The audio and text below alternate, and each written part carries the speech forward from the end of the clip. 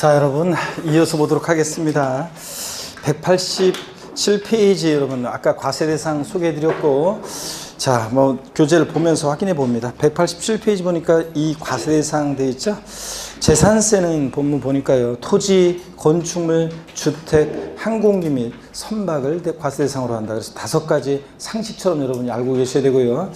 이 경우 재산세 과세대상 물건이 공부상 등재 현황과 사실상 현황이 다를 때는 무엇에 따라서요? 사실상 현황에 따라 재산세를 부과한다. 이런 거는 줄 안 그어도 당연히 실질과세는 책상 그렇지, 그것도 꼭 읽지만 하면 줄 그어가지고 그냥 읽지를 못하겠어요.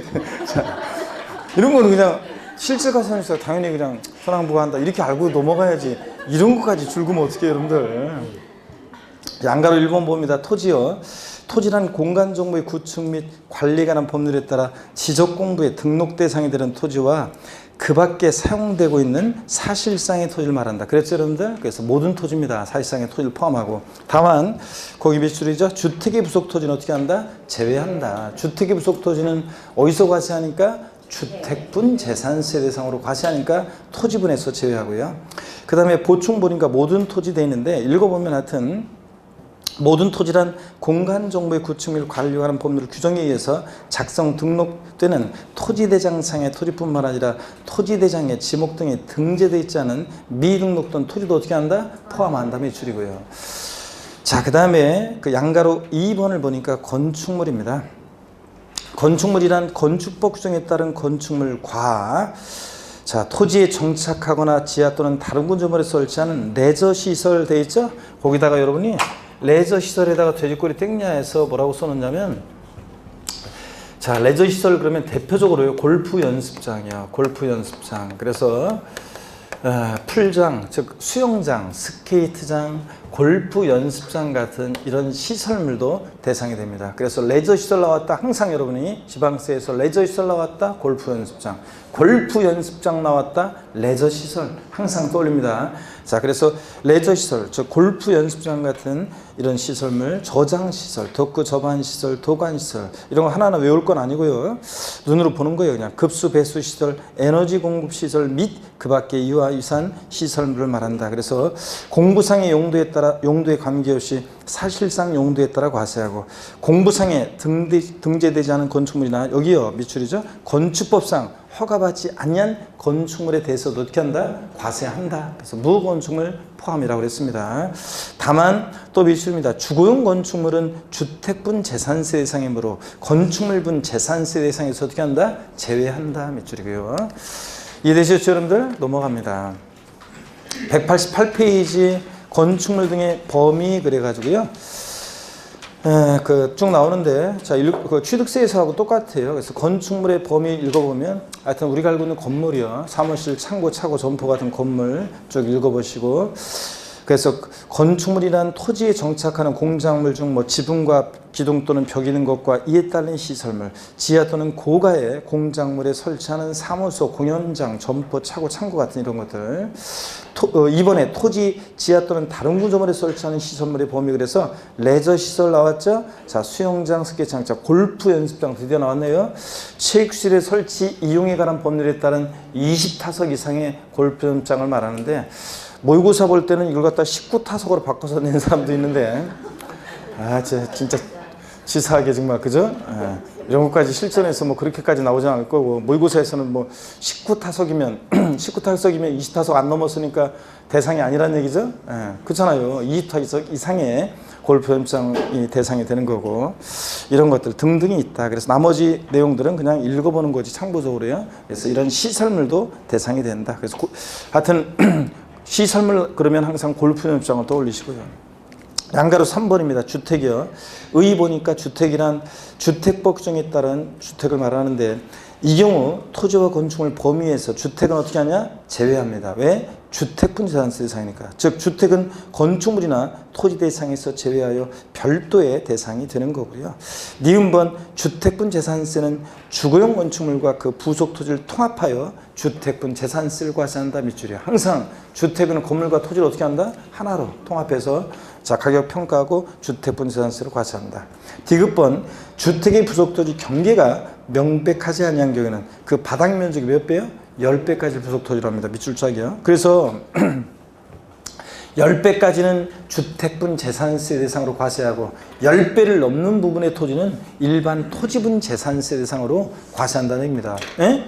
주택 부속토지 경계가 불분명해 바닥 면적의 10배까지는 주택분 재산세 대상으로 10배를 넘는 부분의 토지는 일반 토지분 재산세 대상으로 부속토지를 과세하겠다 그런 얘기입니다. 그래서 7배로 옛날 바꾼 적도 있고요. 10배까지입니다. 그 다음에 주택이 뭔지는 보충 읽어보시면 되고요. 그 다음에 189페이지 다가구 주택과 겸용주택은요. 이건 다음 순환부터 알려드릴게요. 특히 겸용주택이라는 것은 여러분 어떤 거냐면 잘 보세요. 주거와 주거 이외 용도에 겸용되는 주택인데 우리가 흔히 이런 거는 아니에요.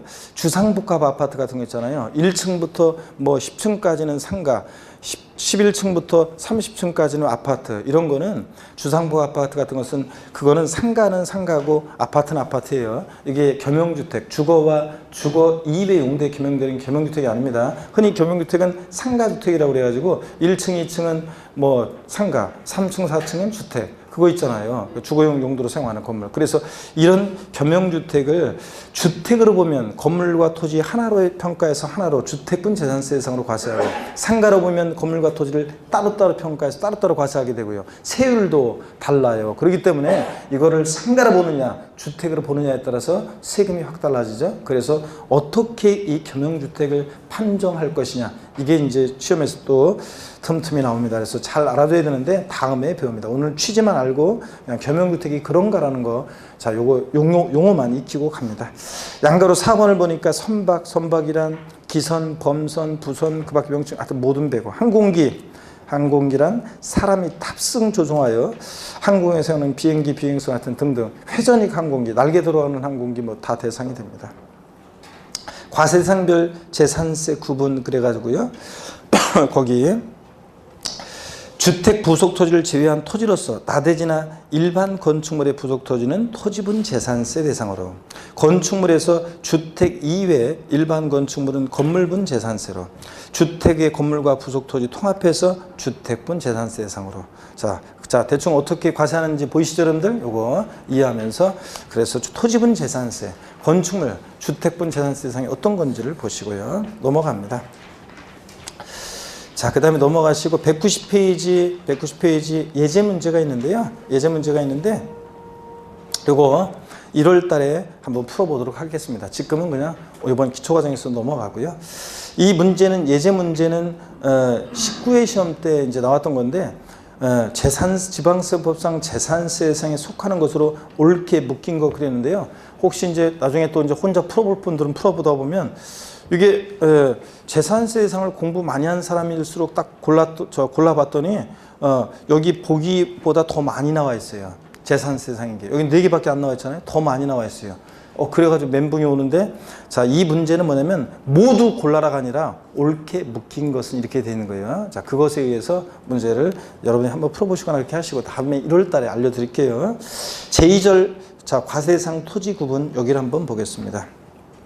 자, 여기 어떤 거냐면 여러분, 아까 그랬어요. 제가 토지분 재산세 대상이 되는 토지요. 토지분 재산세를 부과할 때 면적이 똑같다고 농지나 나대지나 공장이나 이런 거 세금 똑같이 부과할 수 없잖아요. 토지 이용 모습에 따라 토지용을 나눠서 과세하는데 어떤 기준에 의해서 토지 유형을 구분하는지를 제가 소개해 드릴 거고 설명을 잘 들으십시오, 여러분. 자, 그러면 이번 순환에서는 어떤 기준에 의해서 토지용을 구분하는지 그 기본적인 모습만 보여드리고, 이제 다음 순환부터 해가지고 점점 이제 내용들을 심화해서 제가 토지용 구분할 수 있도록 도와드리겠습니다. 자, 오늘은 여러분 요것만 좀 아시면 되는데, 여기 보세요. 토지분 재산세 부과할 때는 그 바탕에는 뭐가 있냐면요, 그 토지 공개념적인 요소가 그 바탕에 있어요. 토지 공개념이. 자, 그래서 토지 공개념이 그 바탕에 있어가지고 토지분 재산세 부과할 때는 왜 그러냐면 토지는 공급이 제한돼 있잖아요. 그러다 보니까 토지 공개념적인 요소가 바탕에 있는데, 자, 토지 공개념 그러면 우리가 국토의 계획 및 이용에 관한 법률, 우리 공법에서 여러분이 배우는데요. 토지를 이용할 때는 공공복리 증진에 맞게 이용해라. 공공복리 증진에 맞게 이용해라. 또 효율성 있게 토지를 이용해라. 효율적으로, 효율성 있게.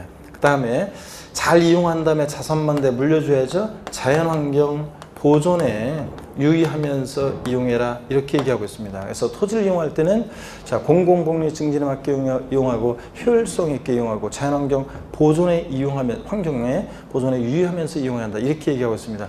이걸 바탕으로 해서요. 이걸 바탕으로 해서 토지분 재산세 대상이 되는 토지는 모든 토지인데 모든 토지인데 이 모든 토지에 대해서 토지분 재산세는 어떻게 부과하느냐. 자 한번 보시면 모든 토지요. 자 토지 이용 모습에 따라 이렇게 나와요. 토지는 보면 생산과 관련한 토지 이용 모습이 있습니다. 생산 관련한 토지. 생산 관련 토지 이용 모습이 있는데 여러분요. 생산 관련 토지로서 어떤 게 있냐? 그러면 그건 좀 이따 말씀드리고 토지용 모습 자체가 토지공 개념에 부합하고 사회적인 기여도와 효용 가치가 있는 그런 토지 이용 모습이 있고요. 또 생산된 것을 소비자에게 유통시켜주는 유통상업적 목적의 토지 이용 모습도 있고요. 또 그 다음에 나대지요. 지상에 건축물이 없는 땅, 나대지, 또 잡종지 같은 토지 이용 모습도 있습니다. 어떤 게 잡종지인지는 여러분이 공시법 시간에 이제 배우시는 거고요. 자, 그 다음에 사치성 재산 토지 이용 모습도 있습니다. 사치성 재산. 그래서 사치성 재산 토지 그러면 어떤 게 있냐면 고급 오락장용 토지나 또 그 다음에 골프장용 토지 같은 게 있습니다. 자, 이런 것들.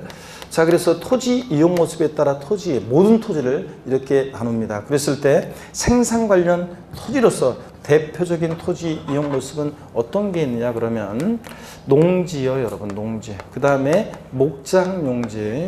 그 다음에 자, 임야인데 여기 잘 보세요, 여러분들. 임야에 제가 꽃 표시를 했어요. 왜 꽃 표시를 했느냐?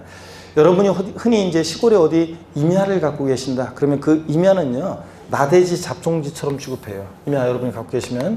근데 여기서 제가 꽃 표시한 임야는 나중에 우리가 이제 자세히 보겠지만 기본서에 나와 있어요. 법에 열거되어 있는 일정한 산림보, 육성 등을 위한 공익 목적의 법에 열거된 일정한 임야들은 농지 목장과 함께 낮은 세율을 적용합니다. 미리 말씀드리면 몇 프로냐면 0.07%의 낮은 세율을 적용합니다. 그 다음에 또 보세요. 공장용지도 있어요. 자, 공장용지. 얘네들도 공장용지도 생산과 관련돼 있고 토지용 모습이 토지공 개념에 부합하잖아요. 그런데 다만 공장은 자연환경을 좀 해치면서 농지목장보다 자연환경을 좀 해치면서 이용하기 때문에 세율이 조금 높아요. 농지목장보다. 자, 얘는 0.2% 세율을 정합니다. 그렇지만 어떻든 간에 얘네들은 낮은 저율의 토지용 모습이 토지공 개념에 부합하고 사회적인 기여도와 효용 가치가 있기 때문에 낮은 저율의 세율을 적용해서 다른 토지와 합산하지 않고 분리해서 과세하는 저율 분리 과세 대상 토지로 과세합니다. 저율 분리 대상 토지로. 자, 분리한다는 것은 합산하지 않고 따로 얘네들만 분리해서요. 자, 과세하고. 그 다음에 유통 상업적 목적 토지로서 대표적인 토지용 모습은 어떤 게 있냐면 상가나 사무실 같은 일반 건축물에 부속 토지 있잖아요. 상가 토지 같은 거 흔히. 자, 이런 것들은 얘네들끼리 별도로 모아요. 그래서 별도로 모아서 얘네들끼리 모아서 합산해서 과세는 별도 합산 과세 대상 토지로 구분합니다. 별도 합산 대상 토지로. 여러분들 여기 보세요. 합산한다는 것은 여러분 보세요. 합산한다는 것은 우리가 이미 배웠어요. 토지 경우에 재산세는 인세력 성격이 있다. 그래서 당해 시군구 관할 경우에 만약에 예를 들어서 서울특별시 강남구에 A 상가 토지, B 상가 토지가 있으면 그 상가 토지 가격을 소유자를 어떻게 한다고 그랬어요? 합산해서 과세한다고 그랬잖아요. 같은 유형끼리, 이 상가 토지 같은 이런 것들은 같은 유형끼리 합산해서 소유자별로 합산해서 과세하는 별도 합산 대상 토지로 과세합니다. 또 그 다음에 나대지 잡종지 같은 이런 짬뽕들 있죠? 자, 얘네들은 종합적으로 모아서요. 자, 얘네들끼리 또 합산해서 과세하는 종합 합산 과세 대상 토지로 구분합니다. 자, 그래서 역시 합산한다는 것은 같은 유형끼리, 얘네들끼리 종합끼리 소유자별로 합산해서 과세한다는 얘기입니다. 근데 종합 합산 대상 토지는 나대지 잡종지 얘네들만 종합합산 대상이 아니라 여기를 잘 보셔야 되는데 분리과세 대상 토지라든가 분리과세 대상이나 별도 합산 대상에 속하지 않는 나머지 토지가 다 뭐가 되냐면 종합 합산 대상 토지가 됩니다. 여러분들이 이제 지적법에서 28개 토지 지목이 있다. 배웠습니까? 예, 그래서 28번이 잡종지인데 1번부터 27번까지 지목에 속하지 않으면 다 뭐가 됩니까? 낯설다, 잘 모르겠다, 뭐 찍으라고 해요? 잡종지. 그런 것처럼 분리나 별도에 속하지 않는 나머지 토지는 자, 다 나대지 잡종주와 함께 종합합산 대상 토지로 과세합니다.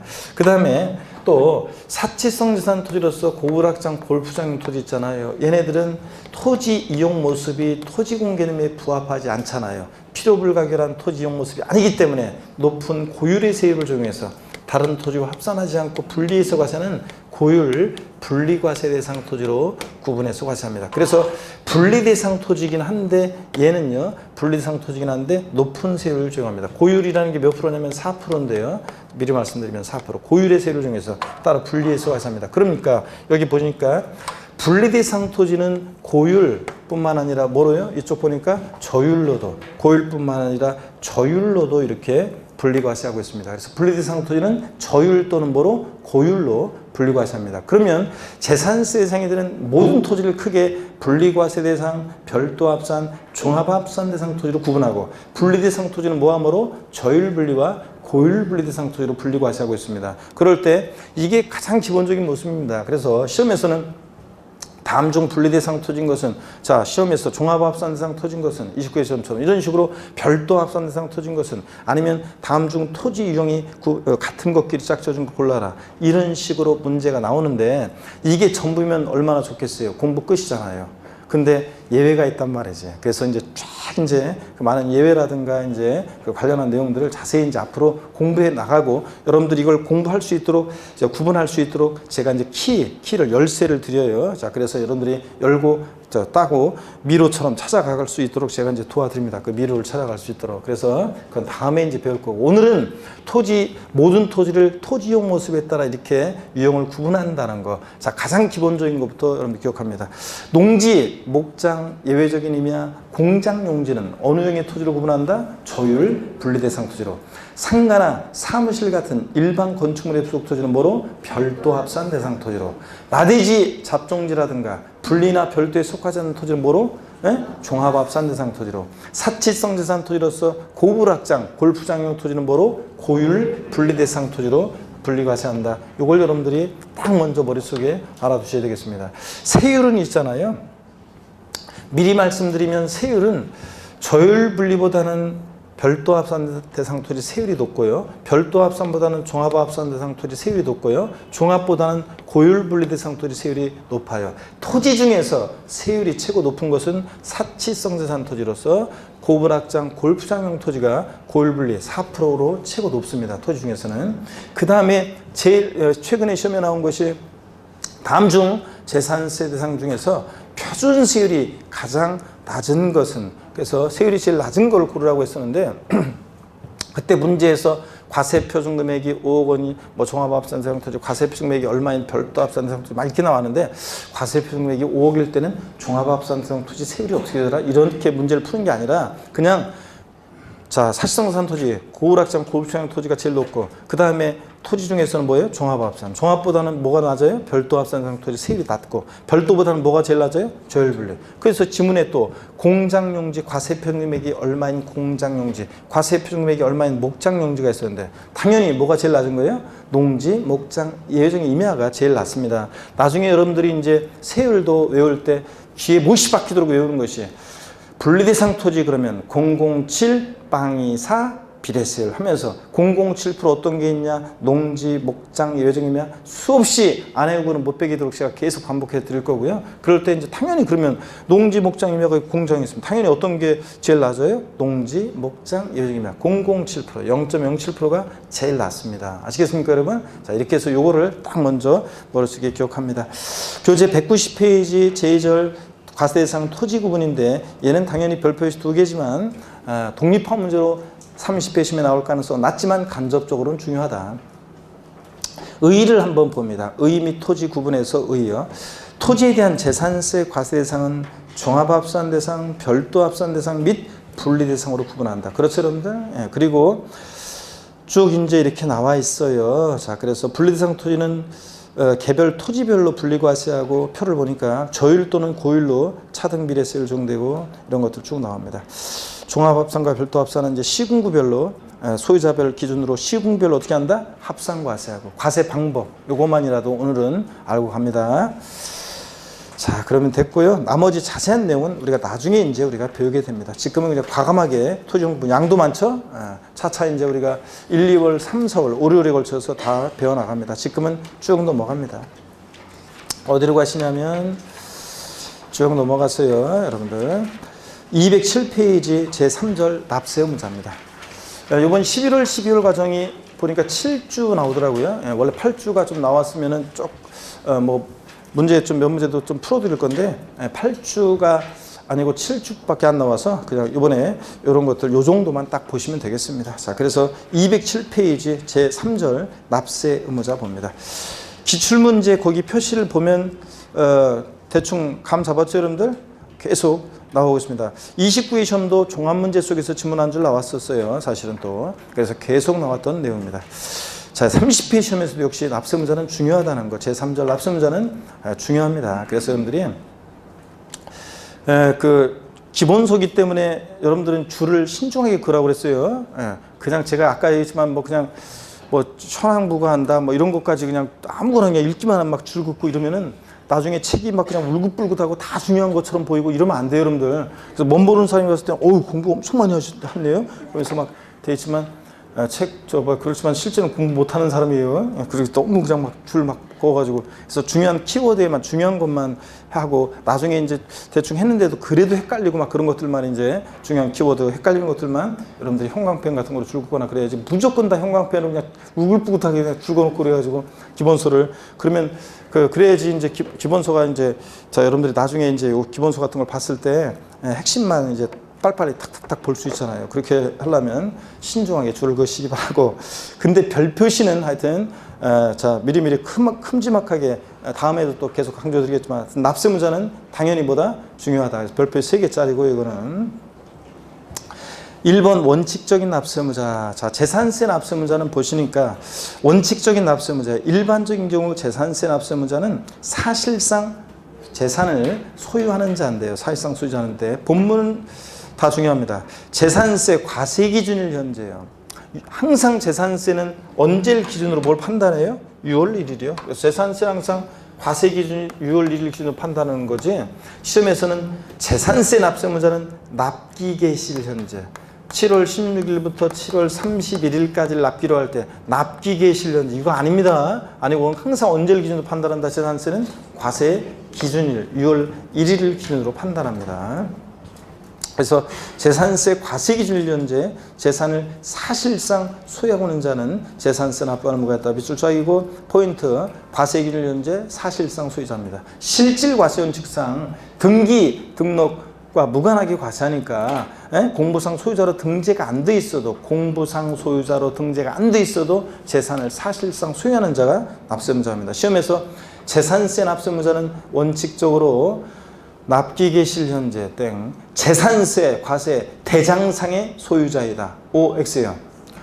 X입니다. 누가 오라고 했는데 재산세 과세 대장상의 소유자가 원칙 납세의무자다. 아닙니다. 대장상의 소유자가 아니라 사실상 소유자입니다. 공부상 소유자 아닙니다. 원칙은 양가로 2번 공유재산의 경우요. 지분권자. 공유재산의 경우요. 공유 그러면 여러분 공동소유의 줄임말이고 공유 그러면 공동소유의 줄임말이고 공유자들은 상호간에 지분이 있다는 것이 특징이에요. 그럴 때 공유재산의 경우는 지분에 해당하는 부분 자 계속 비출입니다. 그 지분의 표시가 없는 경우에는 지분이 균등한 것으로 봐서 누가 납세의무자? 지분권자. 지분권자가 납세의무자입니다. 시험에서는 어떻게 바꾸느냐? 공유재산의 경우 예를 들어서 여기를 보겠습니다. 갑지분 60% 을지분 40%인 공유재산의 경우에요. 자, 누가 재산세 납세의무자냐? 그러면 공유자 중에서 지분이 가장 큰 자라고 한다. X입니다. 이렇게 바꿔요.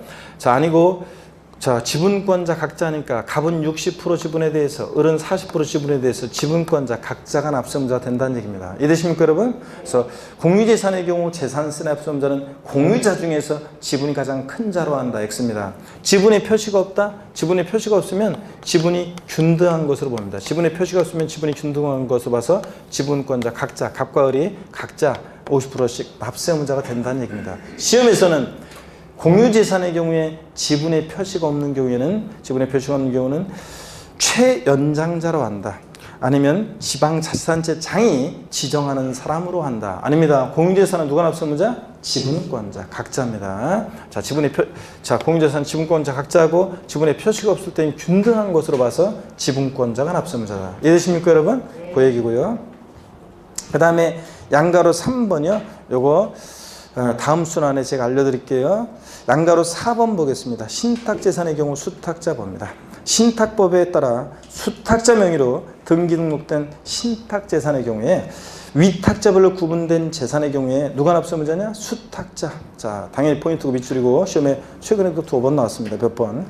이 경우 위탁자별로 구분된 재산에 대한 납세의무자는 각각 다른 납세의무자로 본다. 자, 무슨 얘기냐면 여기를 보세요 여러분들. 자, 신탁법에 의한 신탁을 합니다. 갑이라는 사람과 을이라는 사람이 믿고 맡기는 사람 위탁자. 그 다음에 수탁자 병이 있습니다. 수탁자 병이 있고요. 수탁자 병이 있습니다. 그리고 갑은 A 토지를 신탁했고 A 다시 토지도 신탁했습니다. 위탁자별로 구분이 되는데 을은 B 토지를 신탁했습니다. 그러면 이 위탁자별로 구분된 신탁 토지에 대해서 누가 재산세 납세의무자냐? 누가 납세의무자라고요? 누가 납세의무자예요? 위탁자예요? 수탁자예요? 금방 봤잖아요. 수탁자가 납세의무자라고. 그래서 수탁자가 재산세 납세의무자가 됩니다. 자, 그래서 위탁자 아니라는 거 여러분들이 꼭 기억하고요. 자, 그래서 요거 예전에는 실질과세원칙에 따라서 등기등록 명의와 상관없이 신탁하면 병명의로 되겠죠. 명의와 관계없이 세금의 귀속을 실질적으로 해라. 그래서 위탁자가 납세의무자였었는데 25회 시험 전부터 이제 고해부터 바뀌어가지고 수탁자로 바꿨습니다. 왜 수탁자로 바꿨냐면 납세의무자는 위탁자를 납세의무자로 했더니 자기 재산 다 빼돌려 놓고 나 배짜로 나가고 그래가지고 추징의 문제가 징수의 문제가 생겨가지고 그냥 수탁자를 납세의무자로 바꿨습니다. 그러면 수탁자한테 세금을 부과하면 알아서 병이 위탁자들한테 세금 받아도 낼 거 아니에요. 안 줘? 아니, 그러면 내가 이 토지 담보로 뭐로 해서라도 그냥 할 거 아니에요. 그렇기 때문에 자, 요거 위탁자를 납세의무자로 했다가 바꿨습니다. 하여튼 신탁법에 의한 신탁재산. 누가 납세의무자다? 수탁자. 이거 항상 여러분이 기억합니다. 그 다음에 거기 207페이지 보니까 이의제 납세의무자. 그래서 위 1에 언급한 규정에 불구하고 재산세 과세기일 현재 다음에 어느 한 해당하는 자는 재산세 납부할 의무가 있다. 그래서요. 양가로 1번 공부상 소유자가 되는 경우요. 동그라미 1번이요. 공부상의 소유자가 매매 등의 사유로 소유권이 변동되는데도 신고하지 아니해서 사실상 소유자를 알 수 없을 때는 공부상 소유자를 납세의무자라고 한다. 밑줄 쫙이고 이게 어떤 내용인지 소개해 드리겠습니다. 그리고 이제 208페이지 잠깐 넘겼다 보면 동그라미 2번 또 공부상 소유자가 되는 경우가 한 가지가 더 있습니다. 그러면 이게 어떤 얘기인지 설명을 드립니다. 여러분 이쪽 봅니다. 여러분 재산세 있잖아요. 재산세 납세의무자 한번 보겠습니다. 자, 재산세 납세의무자는 원칙적으로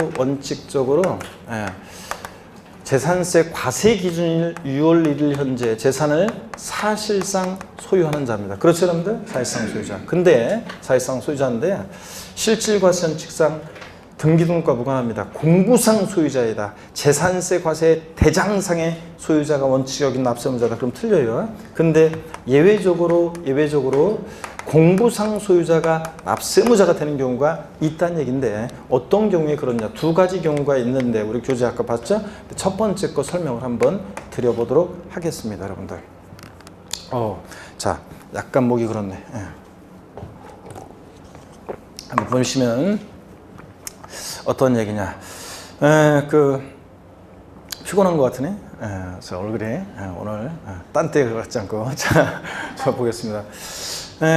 그래서 요번에 뭐 어떤 수강생분을 보니까 요번에 저 합격하셨는데 신이 내린 점수로 합격했습니다, 교수님. 그러면서 제 카페에 보니까 신이 내린 점수로 합격했습니다. 그래서 어떤 수강생 보니까 중개사법 60, 공법 55, 그 다음에 공시세법 65. 자, 이렇게 딱점이죠, 60점으로 합격한 수강생분이 있는데 제 카페에 신이 내린 점수로 합격했습니다, 교수님. 그러면서 저한테 했는데 이 수강생은 아무리 봐도 공법은 55점 잘한 거예요, 이번 시험에서.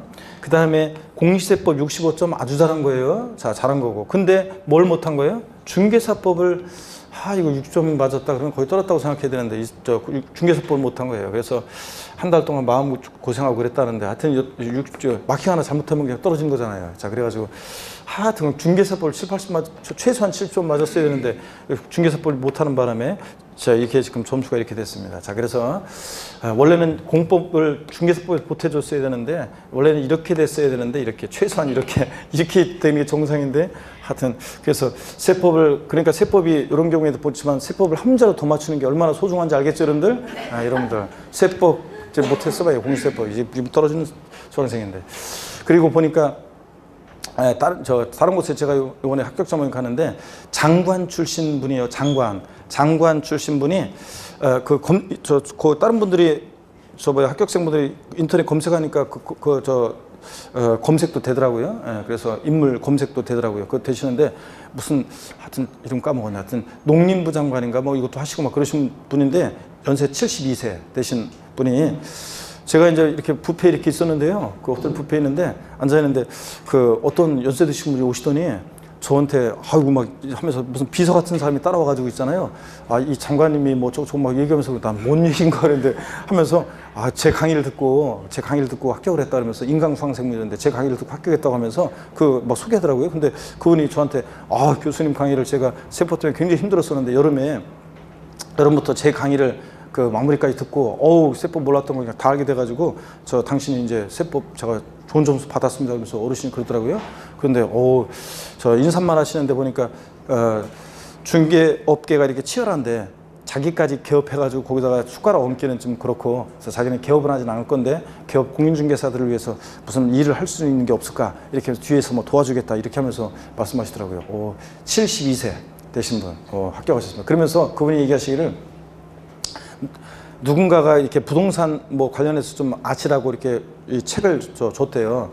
수험서를. 그래가지고 그분이 이렇게 인사말 하시면 그러더라고요. 하여튼 처음에 나한테 이 책을 던져준 그 사람이 하여튼 저기라고 그러면서 이런 걸 이딴 걸 던져줘가지고 내가 그냥 이 공부하느라고 가지고 죽을 뻔했다고 하면서 머리 아파가지고 죽을 뻔했다고 하면서 그냥 죽다 살아났다고 하면서 그냥 굉장히 힘들었다고 하면서 동찰 합격하셨어요. 그냥 대단하시더라고요, 역시. 그래가지고 72세 어르신. 그래서 특히 멀리서 전 몰랐는데 그냥 그분이 인강수강생인데 저한테까지 찾아와가지고 막 고맙다고 하면서 처음에는 웬 장관님이 뭐 어쩌고 그러는데 뭔 소리 하는 거야 이분들이. 그런데 어떡하네. 그러면 72세 합격하셨습니다, 여러분들.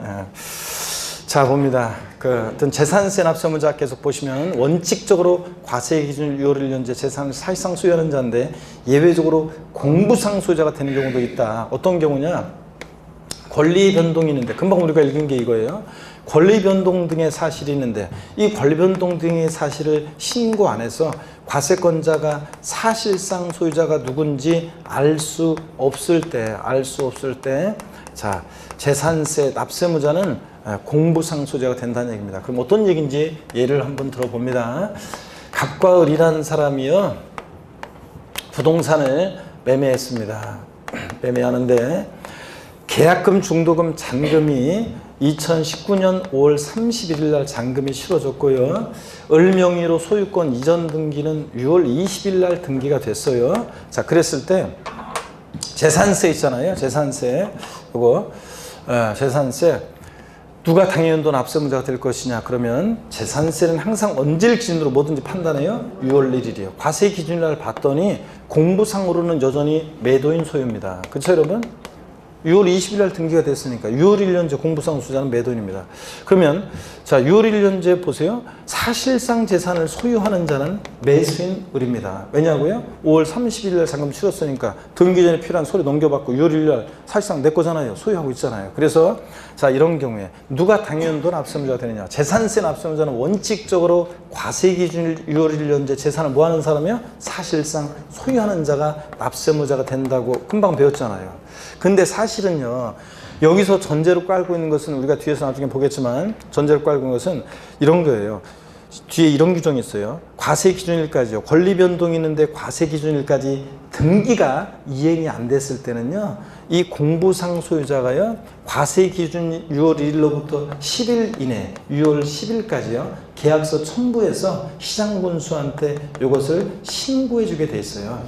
자, 그래서 신고했더니 계약서를 보니까 공무원이 보니까 등기는 아직 안 되는데 5월 31일 날 잔금을 치렀네. 그러니까 6월 1일 현재 이 재산을 사실상 소유하고 있는 자는 매수인을이겠네. 그래서 매수인을이 사실상 소유자가 납세의무자가 되는 거예요. 이런 배경적이 깔려 있어요. 사실상 소유자가 납세의무자가 되는 거에는. 근데 이런 권리변동이 있었는데 권리변동 사실을 신고 안 했어요.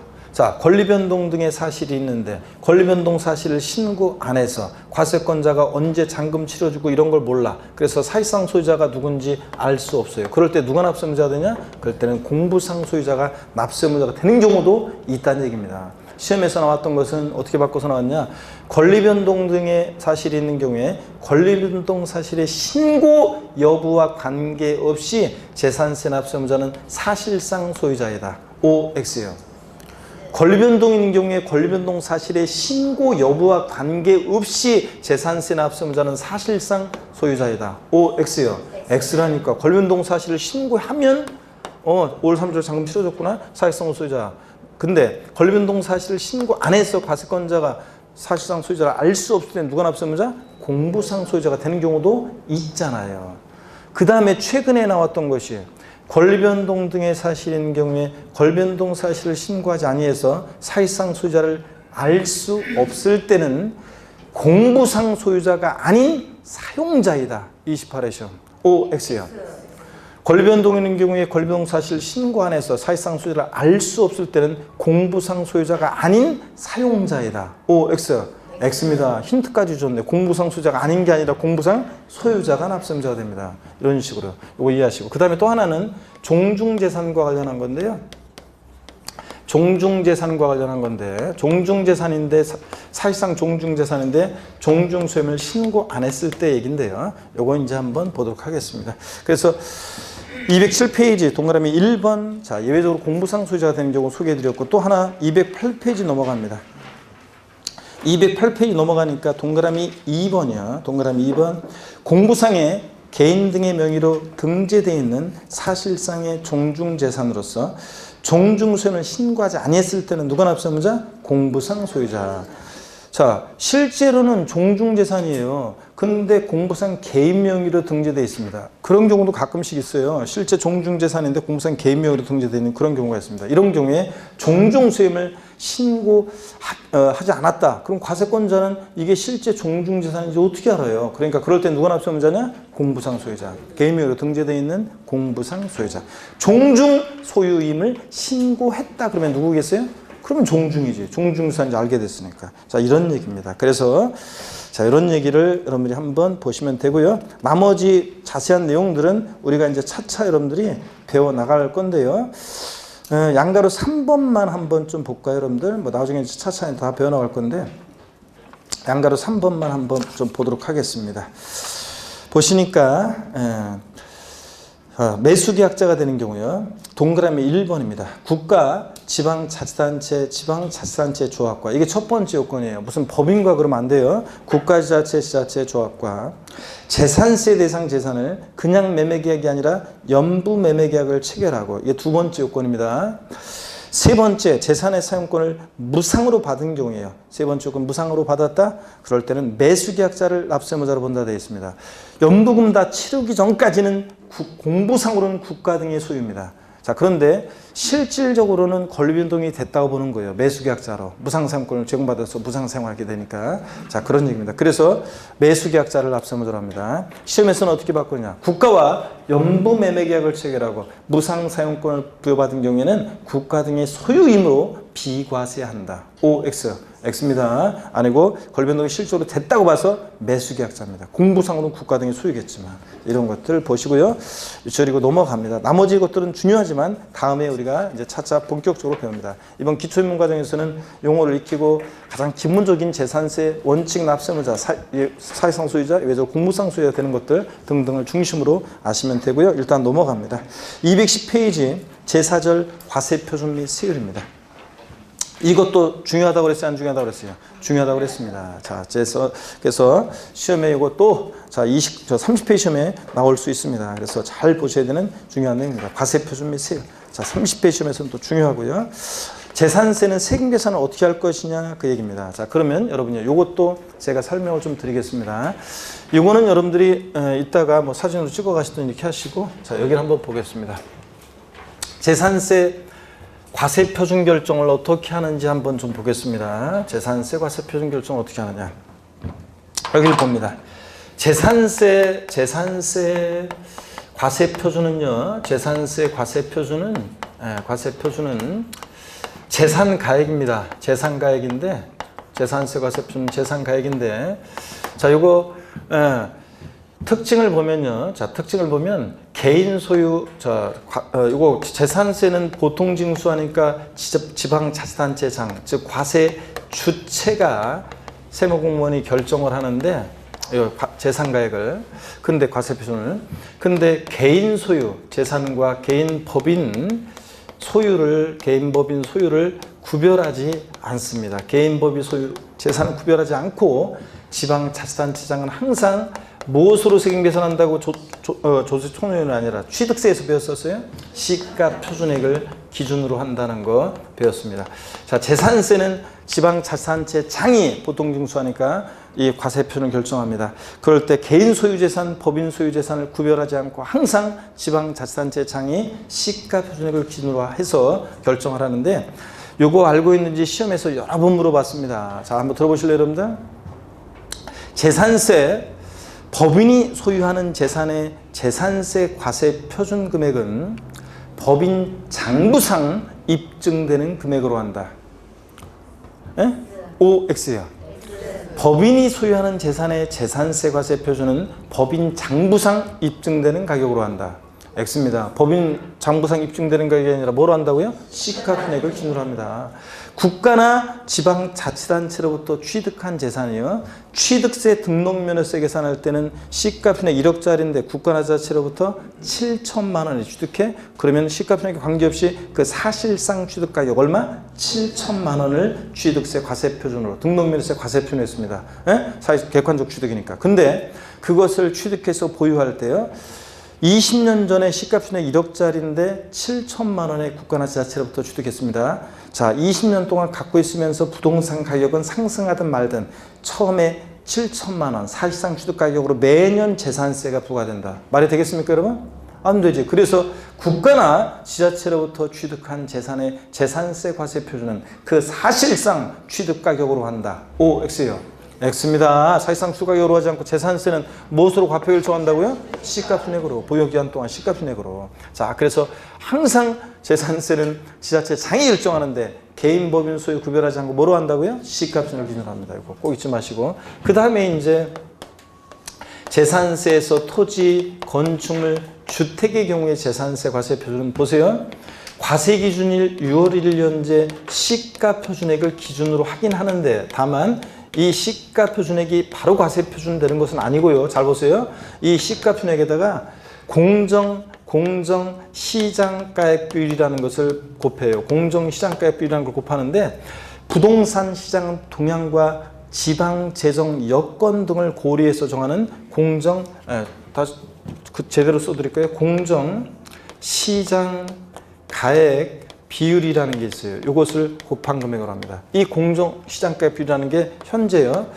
토지건축물은 70%고요.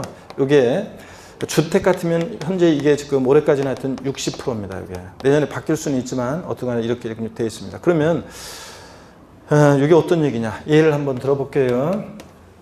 어떤 토지가 있는데 이 토지의 시가 표준액, 즉 개별 공시지가가 토지 시가 표준액은 개별 공시지가라고 그랬잖아요. 개별 필지들의 단가. 이 개별 공시지가가 1억이다 그러면 자, 이 토지 재산세 과세 표준 금액은 얼마냐 그러면 이 개별 공시지가, 즉 시가 표준액 1억이 바로 과세 표준되는 것이 아니라 여기다 공정시장가의 몇 프로요? 예?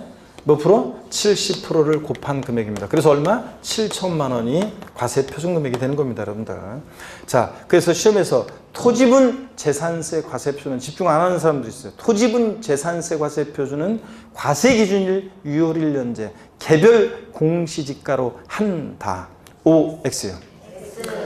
토지분 재산세 과세 표준은 과세 기준 현재 개별 공시지가로 한다 그럼 틀리고 개별 공시지가도 반드시 뭘 곱해야 돼? 공정시장가액을 곱한 금액입니다. 토지 같으면 70%요. 자, 그 다음에 또 주택 같으면 보세요. 주택의 재산세 과세 표준. 주택 개별 주택 가격이나 자, 단독주택, 다가구택에 대한 개별주택 가격, 공시가격, 개별주택 가격이나 아파트 같은 공동주택 가격이 만약에 이게 1억 원이다. 그러면 이 주택의 과세 표준 금액은 얼마냐 그러면 1억 원이 바로 과세 표준되는 것이 아니라 여기다가 공정시장가액을 주택이니까 몇 프로? 60% 곱한 얼마? 6천만 원이 됩니다, 여러분. 이해되십니까, 여러분? 이런 식으로. 자, 그래서 재산세 토지건축물 주택의 경우에는 반드시 시가 표준에다 뭘 곱한다? 공정 시장가에 표준한 것을 곱한 금액입니다. 자, 그런데 뭐 선박항공기는 제가 지금 안 쓰고 일단 넘어왔어요. 여기 한번 보세요.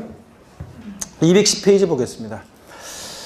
제4절 과세 표준 및 세율에서 1 과세 표준입니다. 재산세 과세 표준은 재산가액으로 한다. 이때 재산세 과세 표준은 밑줄입니다. 쭉 지방자치단체장이 결정하는데 개인 법인 소유에 관계없이 항상 뭘 기준으로 한다? 시가 표준액으로 한다. 밑줄이고 그래서 그 의미 어떻게 시험에 나오는지 말씀드렸어요. 법인이 소유하는 재산은 법인 장부상 입증되는 사실상 취득가격으로 한다. OX? X입니다.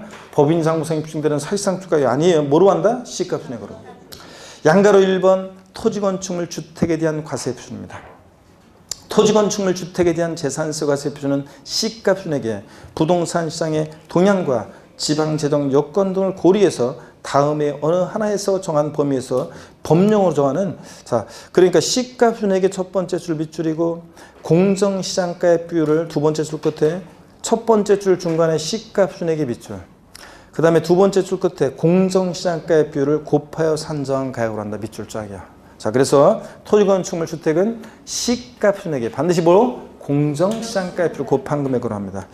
그 공정시장가의 비율이라는 게 211페이지 토지건축물은 뭐 50에서 90%까지 범위에서 정하는 건데 이게 지금 현재 100분의 70%고요. 주택은 40%부터 100분의 80, 80%까지 범위에서 정하는데 현재 지금 몇 프로라고요? 60%입니다. 내년에 바뀔 수는 있어요. 어떤 간에 반드시 이것을 곱한 금액으로 합니다. 안 곱하면 틀려요. 또 질문 드립니다. 저를 보세요. 재산세 과세 표준 결정 시에 시가 표준액에 공정시장가액 비율을 곱하는 것은 적용하는 것은 곱하는 것은 토지의 주택에 한한다. OX요. 네? X입니다. 모두 건축물도 자 적용합니다. 자, 그 다음에 보시면 양가로 2번입니다. 선박 및 항공기에 대한 재산세 과세 표준은요. 밑줄입니다. 과세 기준 현재 뭐로 한다? 시가 표준액으로 합니다. 얘는 공정시장가액 곱한다 곱한다? 안 곱합니다. 그래서 거기 박스에 보시니까 여러분요. 1번 재산세 과세 표준 결정 시에 공정시장가액 비율을 아이고 죄송합니다. 아이고 재채기가 나오네. 자, 공정시장가액 비율을 적용하는 것은 뭐다? 토지, 건축물, 주택에 한한다는 것. 그 다음에 2번 별장과 또 밑줄입니다. 이거 고급 주택의 경우에도 시가 표준액에 적용되는 공정시장가액 몇 프로다? 60%다. 그래서 여러분 시험에서 별장에 대한 재산세 과세 표준은 시가 표준액에다가 즉 개별주택 가격, 공동주택 가격 같은 그 주택의 시가 표준액에다가 공정시장가의 비율 뭐 70% 곱한 금액으로 한다. 아닙니다. 별장이라고 해서 고급택이라고 해서 일반 주택과 달라지지 않습니다. 공정시장가의 비율은 별장이든 고급택이든 단독주택이든 공동택이든 무조건 몇 프로? 60% 곱한 금액입니다. 매출이야. 자, 그 다음에 핵심 정리. 자, 보니까 토지분 재산세 과세 표준은 개별 공시지가에다가 반드시 뭘 곱한다? 공정시장가 몇 프로? 70%. 건축물도 몇 프로? 70%. 주택 같으면 개별주택 가격이나 공동주택 가격, 이 주택의 시가편에다가 공정시장가 몇 프로? 60% 곱한 금액이고, 선박한 공기는 공정시장가에 곱한다 곱한다? 안 곱한다. 시가편액이 바로 과세 표준된다. 딱 보이시죠 이제? 정리하시고 이렇게. 그래서 핵심 정리로 딱 정리하시고, 그 다음에 예제 문제 한번 보겠습니다. 여러분들 예제 문제를 한번 보세요. 지방세법상 재산세 과세 표준에 관한 설명으로 옳은 것은 1번 단독주택의 재산세 과세 표준은 토지 건물을 일체로 한 개별 주택 가격으로 한다.